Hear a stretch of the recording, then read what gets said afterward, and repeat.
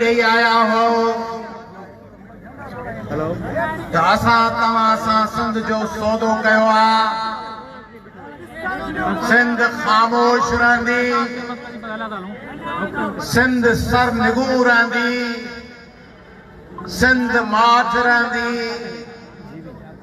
पर सिंध जे ॻोठ ॻोठ में, शहर शहर ते, रस्ते रस्ते चौक चौक ते माण्हुनि जा हुजूम ॾिसी वठो।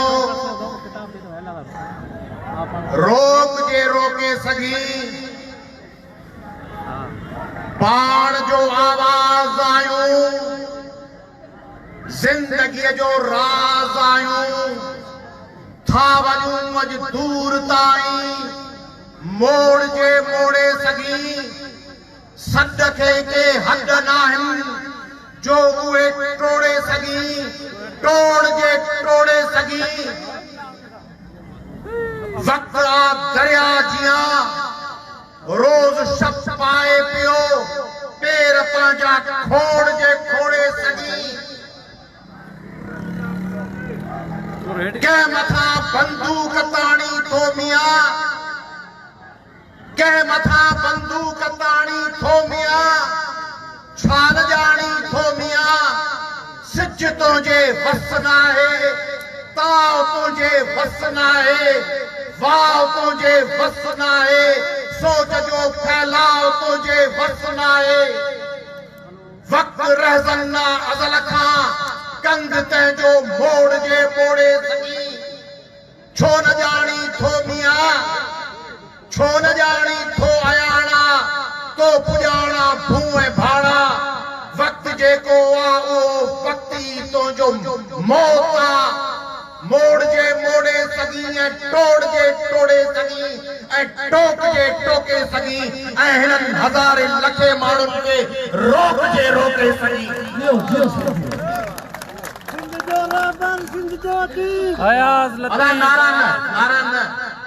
सिंध जे माण्हुनि जी तमामु वॾी तवानाई नारा हणण, हिक ॿिए सां मुक़ाबिलो करण ऐं पंहिंजे लीडर खे नारे सां दबदबो। वतन लुटिजी वियो, ज़मीन वहियली, वसीला वियालिया। सिंधियुनि जी दबदबा नारनि जे मुक़ाबलनि ते हू ख़ुशनि त ही नारा हणी दबू ॾियनि, मुक़ाबला कनि, हिक ॿिए खे दसण जी कोशिश कनि ऐं असीं पंहिंजो कमु जारी रखूं। नारनि जे बजाए मैदान में भी मुक़ाबले करण ऐं इम्तिहान जी घड़ी में जबी पियण जो वक़्तु आहे। सिंधियो, आउं ॾुखियूं ॻाल्हियूं कंदो आहियां ऐं मुंहिंजी ख़्वाहिश हूंदी आहे तव्हांखे सम्झाए। ॻाल्हियूं सम्झो। वफ़ाक़ में कई सालनि खां इमरान खान ऐं नवाज़ शरीफ जो मुक़ाबिलो, पंजाब में मुक़ाबिलो आहे PTI जो ऐं PMLN जो। 2013 खां 18 ताईं जॾहिं नवाज़ लीग जी हुकूमत हुई, तॾहिं उनजी मदद करण लाइ, PTI जी हुकूमत हुई, उनजी मदद करण लाइ पीपुल्स पार्टी जे मथे ते हथ रखियो वियो त पीपुल्स पार्टी PTI जी हुकूमत सरकार छेड़छाड़ कोन कंदी ऐं एवज़े में सिंध उन जे हवाले हुई। ऐं हाणे जॾहिं PTI सां कोन था थियनि, नवाज़ लीग खे ताक़त में ॾिसण चाहिनि था, तॾहिं PTI जे साम्हूं नवाज़ लीग खे मज़बूत करण लाइ हिननि खे पीपुल्स पार्टी जी ज़रूरत आहे। तंहिंजे करे लिखी पढ़ी सिंध पीपुल्स पार्टी जे हवाले आहे। हू चाहिनि था त पीपुल्स पार्टी बी टीम थी नवाज़ लीग सां बीहे ऐं हुन जे एवज़े में PP इक़्तिदार लाइ सिंध ॾिनी आहे ऐं हुन इक़्तिदार उन्हनि खे सिंध जो ॾिनो आहे। पाण बदे जे संग में ॾिनल आहियूं, पाण संग चठीअ में ॾिनल आहियूं, पर हुननि खे हिकिड़ी ग़लतफ़हमी आहे जेका 50 ऐं 60 जे ॾहाके में हुननि खे हुई त ही 4 फुट जा बंगाली, ही कारड़ा कोझड़ा कमज़ोर बंगाली, ही सिणी उपाईंदड़ बंगाली, ही मसली मच्छी के चवंदा मोसली खाईंदड़ बंगाली हिननि जा सभु वसीला लुटबा ही 4 फुटा बंगाली छा कंदा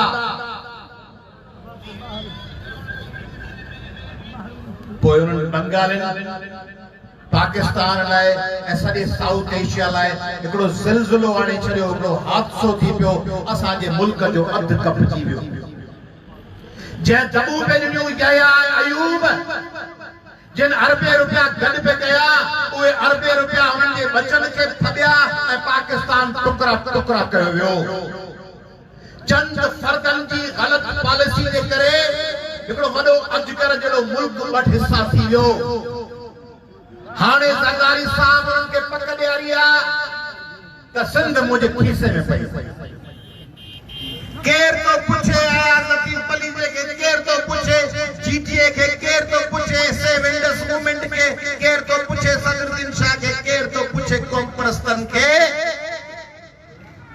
आऊं सब मैनेज करे विंदुसि आऊं घुमा लाईंदुसि पर ज़रदारी जेका या ॻाल्हि करे थो उन ॻाल्हि करण जो उनखे इख्तियार ऐं ताक़त कंहिं ॾिनी आहे सिंधियो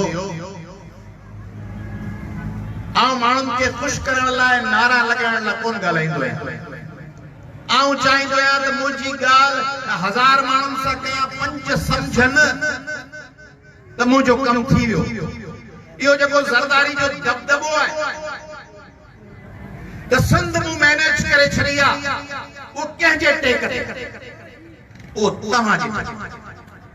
तव्हां माना जेके हिते वेठा आहियो न जेका सॼी सिंध ॾिसे पई उन में जेके माण्हू आहिनि उन जे टेक सिंध जे उन वोटर जे टेक ते आहे जेको सिंध जो वोटर जेॾी महिल वोट ते ठपो हणे पियो या जेॾी महिल वोट विकिणे पियो या जेॾी महिल पोलिंग खटाए पियो या जेॾी महिल पोलिंग जे ॿाहिरां एजेंट थी वेठो आहे ऐं जेॾी महिल सुजुकी ऐं डाटसन में ऐं गाॾीअ में पंहिंजे ॻोठ जे मायुनि खे भरे वठी अचे पियो ऐं उन्हनि खां थपा पियो हणाए तीर ते ओॾी महिल अवामा जेकॾहिं को आहे ऐं जेको मूंखे ॾिसे पियो ऐं जेको हाणे चए थो अयाज़ पलीजा कौम परस्तो पीर पगारा जीटीए सेव इंडस ज़ैन शाह सफदर अब्बासी फलाणा ईसा मूसा जाग जाग हिम्मत कर उहो वोटर पाण खां पुछे त 2009 में 2013 में 2018 में 2024 में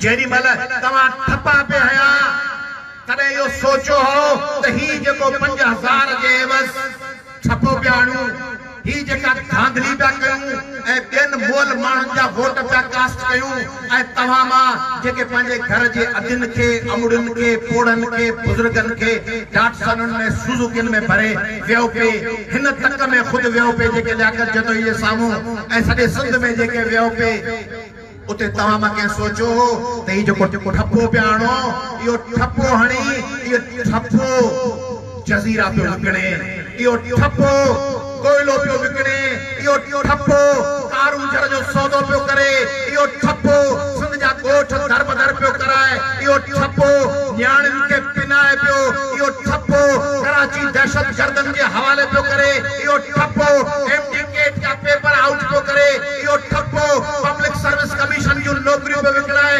इहो ठपो निमृता कुमारी जो लटकल लाश पियो ॾे इहो ठपो नायला रिंद जो लटकल लाश पियो ॾे इहो ठपो फातिमा फरड़ो जो लाश पियो ॾे इहो ठपो प्रिया कुमारी जो लाश पियो ॾे इहो ठपो सांगड़ में जुड़ेजनि जा लाश पियो ॾे इहो ठपो आरिफ कुतेरे जो लाश पियो ॾे इहो ठपो नाज़िम जोखे जो लाश पियो ॾे इहो ठपो दोदे भील जो लाश पियो ॾे इहो ठपो कल आकाश अंसारी जा लाश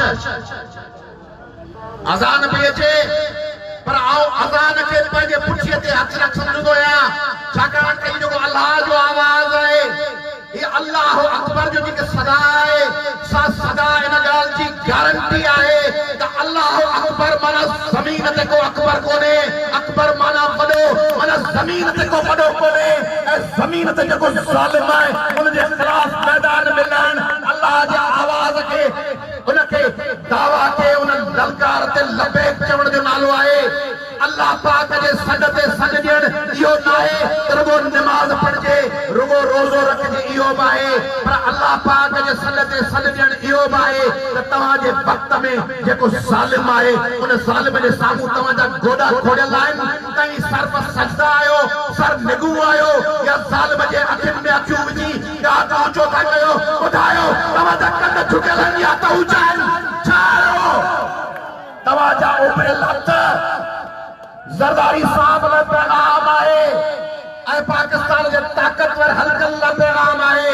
पाकिस्तान जूं उहे धुरियूं जेके सम्झनि थियूं त असीं सिंधियुनि खे झुकाए छॾींदासीं, तव्हीं हलिया वेंदो। तव्हांजा जेके बेबीज़ आहिनि, तव्हांजा का प्रोजेक्ट्स आहिनि, जिन जे एवज़ असीं सम्झूं था ॿिया न सम्झंदा हुजनि। अयाज़ लतीफ़ अली जो हिन स्टेज ते वेठल जीटीए जी क़यादत ऐं सेव इंडस मूवमेंट जी क़यादत क़ौम दोस्त ऐं प्रोग्रेसिव माण्हू सम्झनि था। छा था सम्झनि था त केपीके में हालतूं ख़राब आहिनि, बलोचिस्तान में हालतूं ख़राब आहिनि। तव्हांखे ख़दशो आहे, तव्हांखे उन्हनि खे तव्हांखे ख़दशो आहे त मता सुभाणे केपीके में का गड़बड़ न थी वञे, बलोचिस्तान में का गड़बड़ न थी वञे, केपीके बलोचिस्तान मता के ॿिया रस्ता न इख्तियार कनि त पोइ असांखे हिकिड़े सूबे, हिकिड़े वतन ऐं हिकिड़ी धरतीअ ते कब्ज़ो कीअं बरक़रार रखणो आहे, जंहिं वटि समुंड बि हुजे, जंहिं वटि कोयलो बि हुजे, जंहिं वटि गैस बि हुजे, जंहिं वटि पेट्रोल बि हुजे, जंहिं वटि जज़ीरा बि हुजनि, जंहिं वटि जिप्सम में, पोटेशियम में, मार्बल में, ग्रेनाइट हुजे, उन सरज़मीन ते कब्ज़ो रखण लाइ, उन सिंध ते कब्ज़ो रखण लाइ हिकु तरफ़ तव्हीं हर ज़िले में 10-15 हज़ार एकड़ ज़मीन पंहिंजे कब्ज़े में आणो पिया त उहा ज़मीन हर ज़िले जे अंदरि हिकिड़ो ज़िलो ठाहिजे। दादूअ जे अंदरि हिकिड़ो 15,000 एकड़नि जो, 20,000 एकड़नि जो ज़िलो, उमरकोट जे अंदरि ज़िलो, सांगड़ जे अंदरि, गंदकोट जे अंदरि उन ज़िले जे चौधारी तार लॻल हूंदी, उते अंदरि त ॿिया आबादगार हूंदा, उते जेके फसल पोखबा उन्हनि मां जेको अनाज मिलंदो सो तव्हां लाइ कोन हूंदो, उहो गल्फ में विकिणबो, उहो कतर के, यूएई के, सऊदी अरब के विकिणबो। उन्हनि लाइ साफ़ पाणी अलॻि वही ईंदो, अलॻि कैनाल हूंदा ऐं उन्हनि जे बंदरगाह ते कब्ज़ो करण लाइ कोस्टल हाईवे ठाहियो वेंदो। उन कोस्टल हाईवे खे तारूं लॻल हूंदियूं ऐं जेकॾहिं सिंध अञा बि गड़बड़ कई त पोइ मथे 6 कैनाल आहिनि। 6 कैनाल जेॾी महिल सिंधी कुछंदा ओॾी महिल कैनाल जो दरवाज़ो बंदि थींदो, कैनाल होॾां वहणु शुरू थी वेंदो, तव्हांजो पाणी बंदि थी वेंदो ऐं तव्हांजा बच्चा हिते पाणीअ जे ढुक लाइ तड़पंदा। तव्हांजो गुज़र सफ़र ख़तम थी वेंदो, तव्हांजूं बाज़ारूं वीरान थी वेंदियूं, तव्हांजे दुकाननि ते माण्हू न हूंदो, तव्हांजे चिदचे में वेहण लाइ माण्हू न हूंदो, तव्हांजे दुकान ते, तव्हांजे हथ ते ख़रीदारी करण लाइ कंहिंजे खीसे में पैसो कोन हूंदो। तंहिंजे करे सिंधियो, ही जेको कुझु थियो आहे उन में तव्हीं सभु शरीक, पाण सभु शरीक। जेकॾहिं तव्हां खे बादशाही न ॾिनी हुजे, जेकॾहिं तव्हां 4-5 हज़ार जे इनकम सपोर्ट जे कार्ड लाइ पाण पंहिंजो वतन विकिणी छॾियो, 5,000 के पोड़ीअ खे मिलनि महीने में, साल जा 60,000, 50,000, 60,000 लख। उन में जेकॾहिं तव्हांजे अधु एकड़ खे रेगिस्तान में सहरा ऐं बंजर करे छॾीनि त उन जा 5 लख ॿुॾी विया। लख रुपए जे एवज़ वतन विकिणी छॾियोसीं, 5,000 जे एवज़ वोट विकिणियोसीं, हिकिड़ी मोटरसाइकिल मिली, देग भत जी मिली, असां सिंध जो सौदो करे छॾियो। सिंध जो सौदो करे तो फलाना पहुच, फलाना अच, अयाज़ लतीफ़ अली जा किथे, फलाना रस के चवंदासीं रस जी बादशाह पीर, हाणे चवंदा रस जो क़ौम दोस्तो, रस जी जीटीए, रस जी सेव इंडस। असीं सुता पिया आहियूं, मामा जे घर मिज़मान, मूंखे लहरन को लोडो, असीं घर सुता पिया आहियूं, तव्हीं वञी जदोजहद कयो। सिंधियो ये कोन थी सघंदो। ही वतन रुगो तव्हांजो कोन्हे,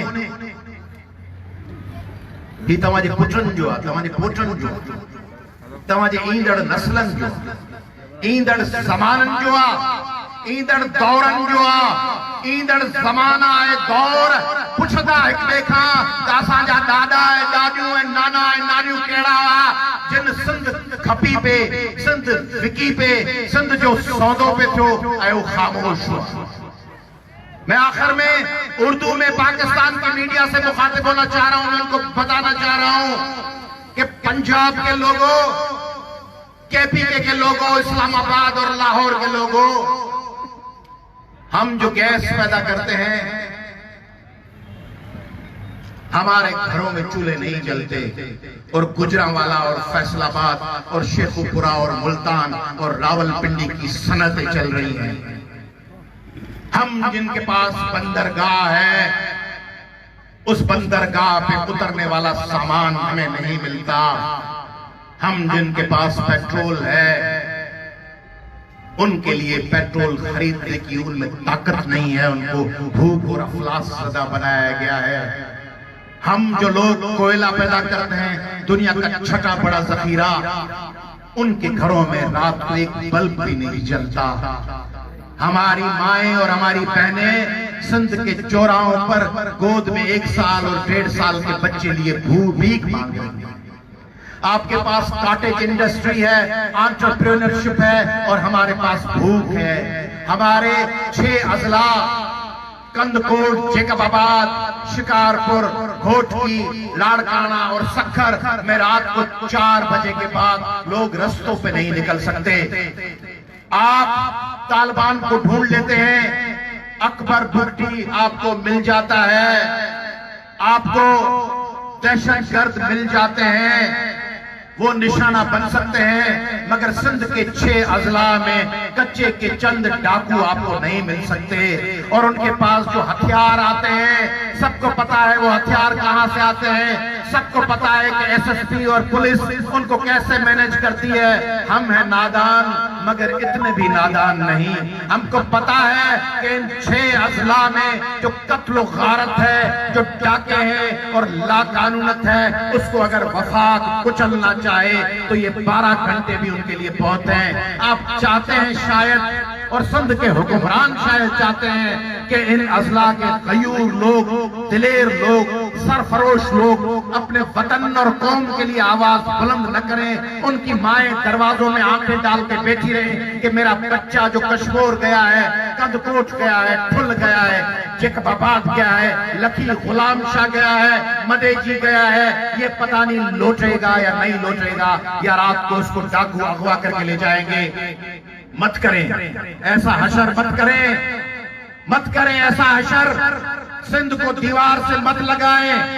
ऐसे दियो आखिर में आऊं तव्हां सभिनी मां इहा उम्मीद तो रखा, तरगो जलसन में न पंहिंजे घर वञो, जेका तव्हांजी घर वारी वेठी है, जेका अमड़ वेठी है, जेको नंढड़ो पुटु आहे 12 सालनि जो, जेको पोड़ो पीउ 80 सालनि जो वेठो आहे, उनखे चाचे के, मामे के, पुफड़ के, मासड़ के सभिनी खे गॾु कयो। ॻोठ सॼो ॾींहुं जेके बेटा गुटका खाओ ऐं ॿिए वांगुरु ओगर पिया वरायो, वात में गुटको पियो अथव ऐं पन जूं बीड़ियूं पिया पियो ऐं सिगरेट पी माउथ कैंसर करे पाण खे तबाह पिया कयो ऐं ठरनि जूं थेलियूं वठी राति जो कमांदनि में वेठा आहियो, ठरनि जी थेलियुनि खे उछलायो, गुटकनि खे उछलायो। ही जेको वात लूसण करे छॾियो अथव ऐं वात मारो पान जूं थूकूं ऐं गुटका पिया किरनि, इहे पैसा ख़र्च कयो सिंध में सुजागी फैलाइण लाइ। सिंध जे बचे खे ॿुधायो त सिंध वासियो कैरालनि खिलाफ़ जंग, सिंध जे जियापे जी जंग है, उन्हनि खे ॿुधायो, उन्हनि खे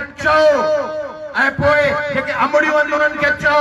ऐं आख़िर में आऊं तव्हांखे ॿुधायां थो, तव्हांखे यादि थो ॾियारियां त तव्हीं उन वतन ऐं उन क़ौम जा बछड़ा आहियो जंहिंजी बाघुल खे जॾहिं दोदे अची चयो हो दोदे सूमरे, तव्हीं उनजो नस्ल आहियो। तव्हांजे डीएनए में जेको ॾाॾे फलाणे पण ॾाॾे फलाणे जो रक्त कोन पियो आहे। रक्त नस्ल दर नस्ल डीएनए हलंदो आहे। तव्हांजे नसुनि में, तव्हांजे शरियारनि में दोदो सूमरो वेठो आहे, दूल्हे दरिया खान वेठो आहे, ॾाहिर वेठो आहे, शाह इनायत वेठो आहे, मखदूम बिलावल वेठो आहे। उन्हनि जो रक्त तव्हांजे रक्त में गर्दिश पियो करे। दोदे अची चयो बाघुल खे त खिलजी तुंहिंजो संग घुरे थो, तख़्त चने सर लाइ चाहे। अलाउद्दीन खिलजी आयो आहे, बाघुल तुंहिंजो संग घुरे थो ऐं तख़्त चने सर लाइ चाहे थो।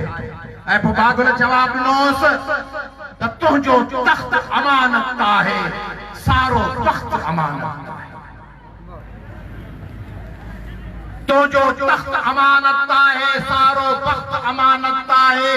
हर माण्हूअ में पीउ बि आहे, तंहिंमें उनजो जीउ बि आहे। हर माण्हूअ में जीउ बि आहे, तंहिंमें उनजो पीउ बि आहे। ॾाढो पढ़ ॾाढो तड़ ॾाढो रोज़ अचे थो हुनखे यादो। नानो पढ़ नानो तड़ नानो, हुन खां नाहे कॾहिं बेगानो। जे तूं विढ़ंदे मारियो वेंदे, हिन वस्तीअ तां वारियो वेंदे, तोता तुंहिंजो साह न वेंदो, माण्हुनि जो वेसाह न वेंदो। जे तूं विढ़ंदे मारियो वेंदे, हिन वस्तीअ तां वारियो वेंदे, तोता तुंहिंजो साह न वेंदो, माण्हुनि जो वेसाह न वेंदो। तुंहिंजा न त तुंहिंजा तुंहिंजा पोटा रहंदा तोसां पूर विछोटा। तुंहिंजा पुट न त तुंहिंजा पोटा रहंदा तोसां पूर विछोटा। आज़ादीअ लाइ रिड़ंदा आख़िर, रिड़ंदे रिड़ंदे विढ़ंदा आख़िर। पोइ तिन जे लाइ मिसाल छॾे वञ, ऐं जे चाही खाल छॾे वञ। मूं लाइ तूं जेको बि क़बूली, खिलजी कुतो जो बि क़बूली। मूं लाइ खिलजी क़बूली या कुतो क़बूली। ऐं पोइ दोदे चयोसि हीअ जा ॾाही ॻाल्हि कई तो, मुंहिंजे दिलि जी ॻाल्हि कई तो। भेण खे तो चए, तव्हीं पंहिंजे भेण खे इहो चओ। भाउर चवनि हीअ जा ॾाही ॻाल्हि कई तो, मुंहिंजे दिलि जी ॻाल्हि कई तो। तुंहिंजो मुंहिंजो खून बि साॻियो, जीअण लाइ जुनून बि साॻियो। ऐं सिंध सपूतो सर्वे चो, बलवेरीअ सां अॼु परवे चो। मां मरंदे ताईं वार कंदुसि ऐं दुश्मन जा सिर धार कंदुसि। ही कंध कुल्हनि ते आ जेसीं, हू पेर धरी दातीअ तेसीं। हिन धरतीअ ते जा अमी आ, ही जिंदड़ी हुअ निकमी आ। शल जी जल जे कंहिं कार अचे, शल सिंध ते कार मयार।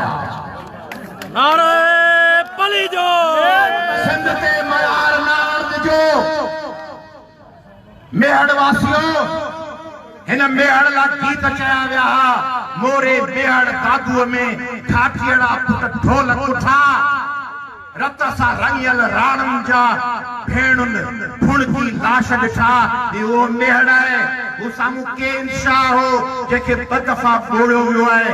ही दादू हो जंहिंखे तबाह ऐं बर्बाद कयो वियो आहे। हू लाड़काणो आहे जिते लाश टंगियल आहिनि। हू कंबर शदाद कोट आहे जिते बुख पई वाका करे। ऐं नौशहरो आहे जिते नौशहरे में लाश किरियल हुआ। सिंधियो